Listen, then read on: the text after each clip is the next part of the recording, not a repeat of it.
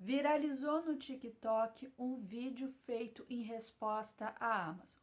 A empresa, ao receber a reclamação de um cliente de que não havia recebido uma mercadoria, exigiu que ele comprovasse que não havia sido entregue, o que se chama fazer prova negativa. Essa situação, um tanto quanto inusitada para nós brasileiros, ilustra bem o quanto é diferente a legislação de outros países. E esse é um alerta para prestarmos atenção quando formos assinar um contrato de acordo com uma lei estrangeira, ou então assinar um contrato com lei brasileira, mas que da outra parte é um estrangeiro com quem estamos contratando.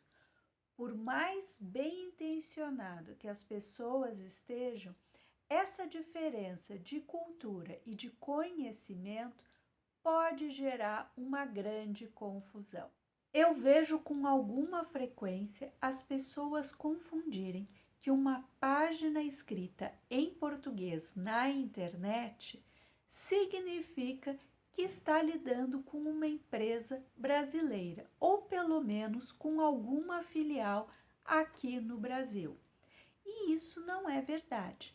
Pode ser sim que você esteja lendo tudo em português, inclusive aquele botão de eu concordo, com um contrato traduzido para o português, mas que se você não lê, de repente você está concordando em utilizar as normas de um outro país, normas que você não conhece e pode se surpreender lá na frente.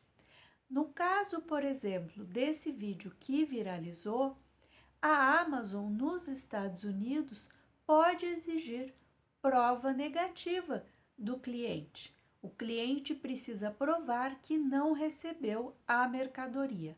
Aqui no Brasil, quando é uma relação de consumo, a empresa não pode exigir. Tanto que é muito comum e nós não questionamos quando precisamos assinar o protocolo de entrega. Em outros países, isso é ofensivo, porque como que você questiona que a outra pessoa não recebeu? Para nós é normal.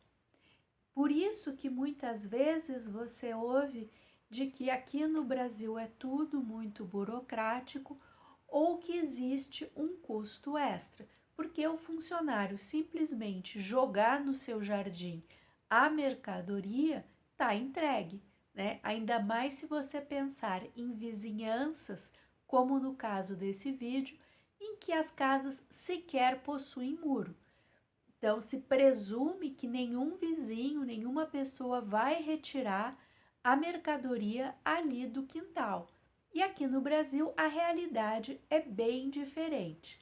Então, dá para perceber a complexidade de uma operação quando você vai começar a trabalhar aqui no território nacional. Isso pensando do lado do estrangeiro. E nós também, quando você pensa em uma empresa brasileira, ao contratar um serviço que é feito no exterior, isso faz muita diferença. Principalmente se você simplesmente pensar que a qualquer momento eu cancelo este contrato, eu cancelo o cartão que está pagando o serviço. Não é bem assim, porque em muitos casos um serviço prestado errado ou a menos do que foi contratado, você cancelar o pagamento não vai ser todo o prejuízo que você teve. O serviço que você pagou e não recebeu ou recebeu a menos, isso pode dar um prejuízo muito maior do que você simplesmente deixar de pagar. E eu vou dar um exemplo que eu vi há alguns dias atrás. A empresa brasileira contratou um serviço desses que entregam e-mail. e o serviço todo escrito em português era, na verdade, de uma empresa americana. Eu não sei se a pessoa que contratou não entendeu o que estava contratando ou se simplesmente foi na indicação de outros empresários.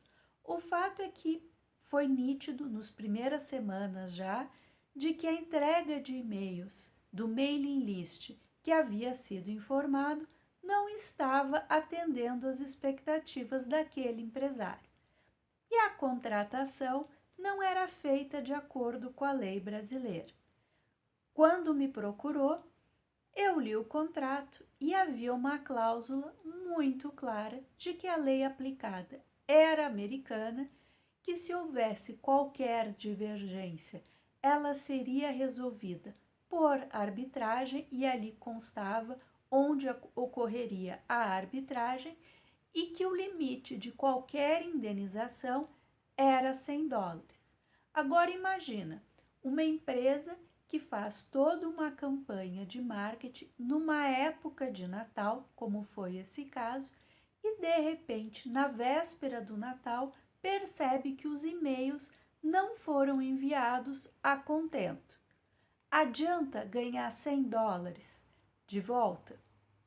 E como que vai provar que aquilo que estava sendo esperado não constava no contrato? Nesse caso, a landing page, a página da internet, dava a entender uma coisa, porém, o contrato em si não prometia aquilo. O contrato era aquela série de termos que o empresário clicou que concordava. Quando eu li o contrato, eu disse a ele: o que está escrito aqui não está dizendo que te entrega o que você está reclamando. E aí ele mostrou na página. Eu falei, bom, aqui para o direito brasileiro, a página engloba a oferta. Agora, no direito americano, eu não sei. E se houver o entendimento na arbitragem de que engloba, o máximo que você vai receber de volta é $100. E óbvio que a expectativa dele era lucrar muito mais do que isso. Então, esse é um exemplo do quanto é importante verificar as condições contratuais antes de começar uma operação e que não é simplesmente olhar o quanto você está pagando num contrato ou vai deixar de pagar, mas as consequências da outra parte não cumprir aquilo. Porque esse era um serviço de marketing, mas poderia ser um fornecedor que não entrega a tempo as mercadorias. E aí, o máximo da indenização recebida do fornecedor que não cumpriu a tempo um contrato, provavelmente não cobre a indenização que vai ser paga para os consumidores pelo fato de não entregar a tempo. E esse desenho da operação, um jurídico especializado tem condições de te ajudar para evitar que você não dê um passo maior do que os riscos que pode assumir. Então, esse caso do TikTok, ele me ajuda a sensibilizar você que está me assistindo até agora do quanto é importante ter uma segunda opinião, uma opinião técnica a respeito do que você assina. Esse é um serviço que sai muito mais em conta do que assinar errado.